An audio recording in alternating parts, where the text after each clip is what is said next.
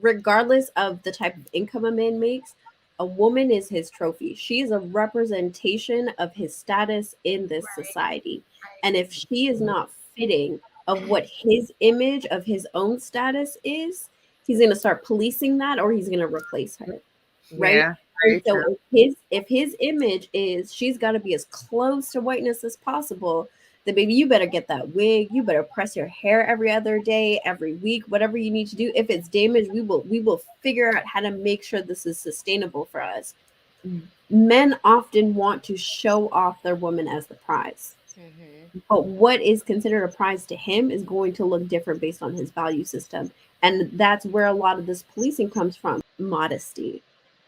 I think modesty is something that takes a really interesting dynamic when it comes to pretty privilege, because if you are conventionally pretty and you are modest, you are um, making your beauty more luxurious. You're protecting what's considered beautiful.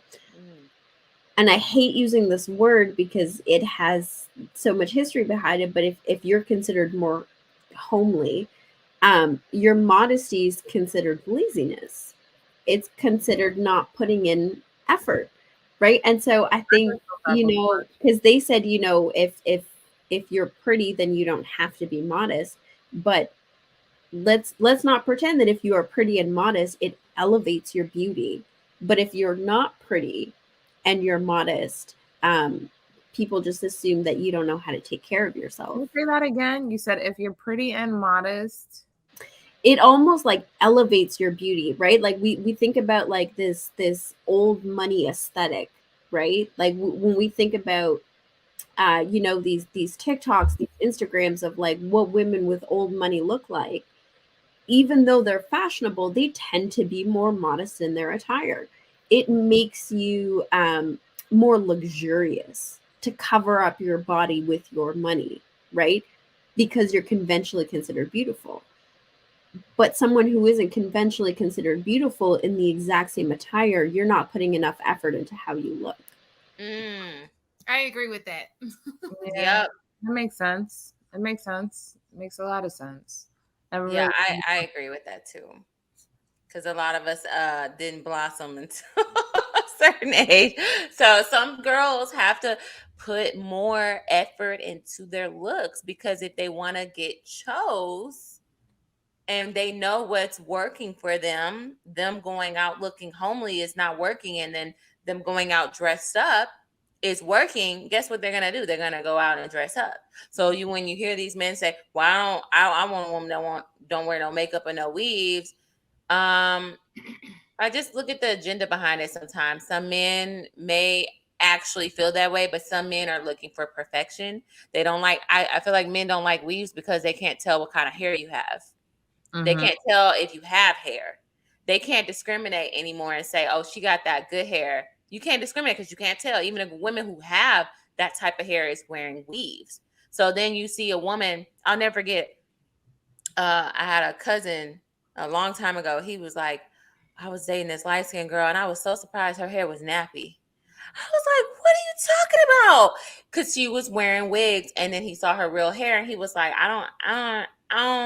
It was just like odd to him because he thought, her wig was her hair, and then he saw her hair. And I said, well, is that a difference? Did that make a difference in how you see her being attractive? Like, isn't that more of a deeper issue? So because I don't know, I just feel like it's why men discriminate against wigs so bad, because a lot of women of different races, they wear, extensions and clip-ins and wigs and stuff, but because they look like that could be their hair, it's acceptable. So I'm just a little confused about that, because some women, I wear wigs, but this is my hair now. I'm wearing my real hair. I've worn my hair big. I've worn it straight. I've worn it.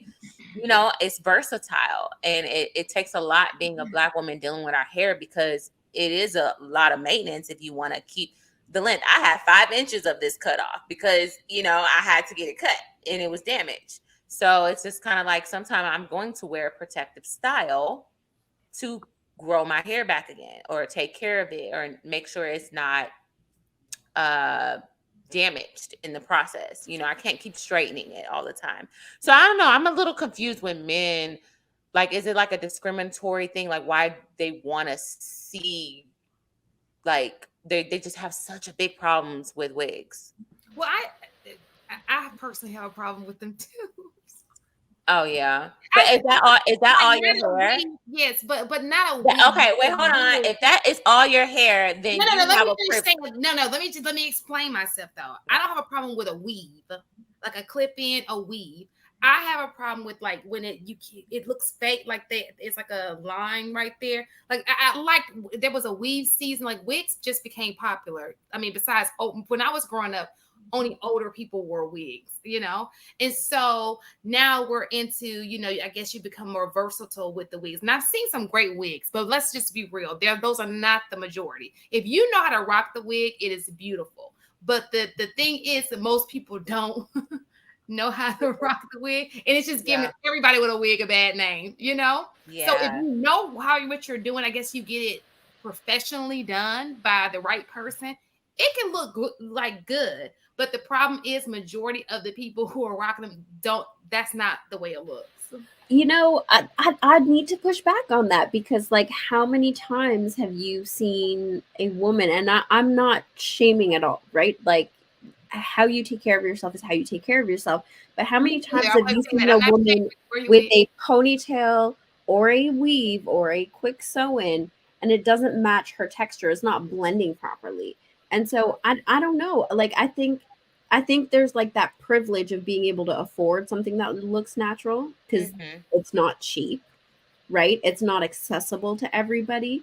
Not everybody can purchase all of the tools and everything required to put it in. But I think at the same time, let's not pretend that men are the only ones judging women on how they look. Depending on what job I interview for, if it's some sort of community work, I know I can wear my hair in its natural curls, and I will. There's no issue about me getting that job. Let it be client facing in a white male dominated area. They might think twice about taking me on for that job. And so, like, I think it becomes this thing. And if we're really honest, regardless of the type of income a man makes, a woman is his trophy. She is a representation of his status in this society. And if she is not fitting of what his image of his own status is, he's going to start policing that, or he's going to replace her.